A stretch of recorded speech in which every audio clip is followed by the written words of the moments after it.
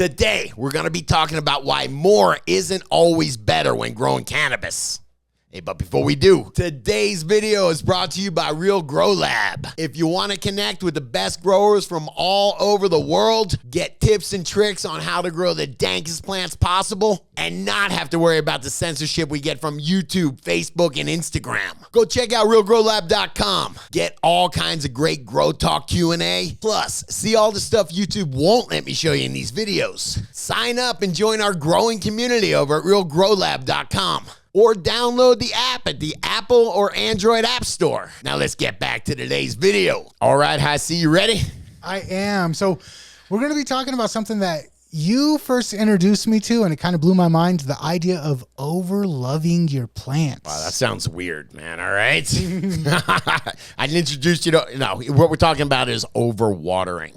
Just always think about it. When something goes wrong with your plant, the human response is to say, what can I do to help it? How can I help you?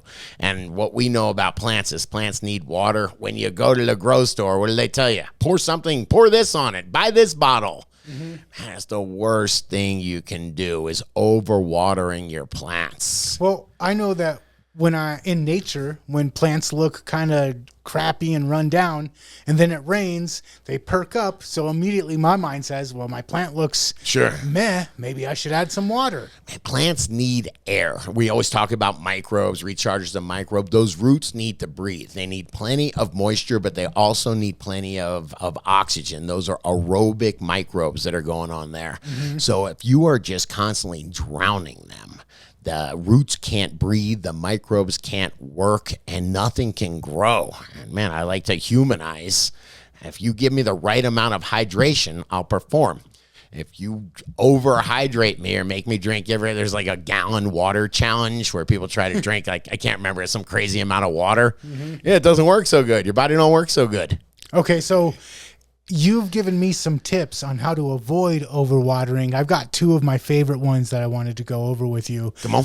Media. Which media should I use that is the best for avoiding overwatering? Yeah, I like cocoa for that reason. That's the reason I use cocoa core. Even when it's saturated, it holds a bunch of air. It has a great air to water retention ratio. And that's huge because it's very easy to overwater. The other thing is I'm hooked on the real buckets now. Yeah. Self-watering. Sip buckets, yeah. Sip buckets. Yeah, so because the bottom inch is actually sitting in water, there's a little bit sitting in water, the wick capabilities of the cocoa, and combined with the idea that it can hold a bunch of air while being completely saturated, that makes it my choice. And, there's they call them heavier soils, a lot of organic material in a soil. It's just a little bit tougher. You've got to mix the heavy materials, your compost and whatnot, with something light that's going to allow the plants to breathe. Yeah, for me, though, I'm just going to stick with cocoa. It works so well. Yeah, I'm not overthinking things right now. Okay, so next way to overdo, to give too much to your plants, we did water. What's the next one? You want to do light? Yeah. I think light is a good thing. I had light envy back in the day. I would hear people talk about 1,200 ppfd, and I'd be like, I need to get there. That'll make my buds bigger. No, not necessarily, man. Not unless everything else is in check. So dialing up your lights, just spending too much energy and just providing too much energy to the lights without enough CO2. Carbon is the food.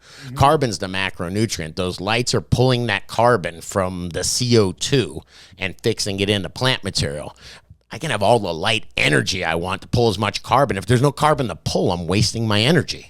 Yeah, okay, so you mentioned like 1,200 ppfd. From what I've looked at, that seems like a little bit of overkill, especially if you don't have your CO2 dialed in. So shooting for in veg and in bloom, where should I be shooting for my ppfd? Google a chart of how ppfd and CO2 work together. Yeah, if I'm running the 600 and 900 ppfd, I'm keeping my CO2 1,200. I'm a little excessive. I'll go up to 1,400, but right around there. Okay, so over lighting without the right CO2 is the next way to kind of overlove, give too much. More isn't always better. What's the last one? And This one kind of shocked me because I didn't think about it the way that you explained it. I think back, and a lot of growers were growing for plant material, just for overall biomass, I don't know, whatever they'd put in the bag at the end of the day. It really has changed now. We've really become trichome farmers. So we're trying to grow the most high quality tops we can, not just the most biomass. Well, I remember back in the day buying cannabis from people. They always sold it on weight, so you wanted more weight. Sure. But now I buy on quality, so they want more quality. Yeah, so now we're growing for quality. We're trichome or oil farmers, not biomass. So it's a big difference. So the difference is now one of the main things that I see people focused on is growing those tops rather than just growing everywhere on the plant. Yep, trimming the larvae, directing that energy, and just growing something that's either going to have real good bag appeal or is going to squeeze real well. Yeah, I have seen huge plants before spread out over a 4x4 area, tons of biomass, but no real firm tops, man. Everything just distributed, hundreds of little popcorn budding sites. That's a mistake, man. You got to concentrate that energy. So more budding sites doesn't actually always translate into a better harvest. No, it's energy. This plant, the roots are giving energy up, and we want to focus that energy where it can meet the most amount of light energy and grow and photosynthesize. Gotcha. So more tops, not just more budding sites. Yes. Focus that energy. But what about you? Have you ever made one of these mistakes in your grow? And if so, what'd you learn from it? Let me know in the comments. And if you like this video, please smash that like button, hit that subscribe button, and check out the other couple videos YouTube's recommending for you.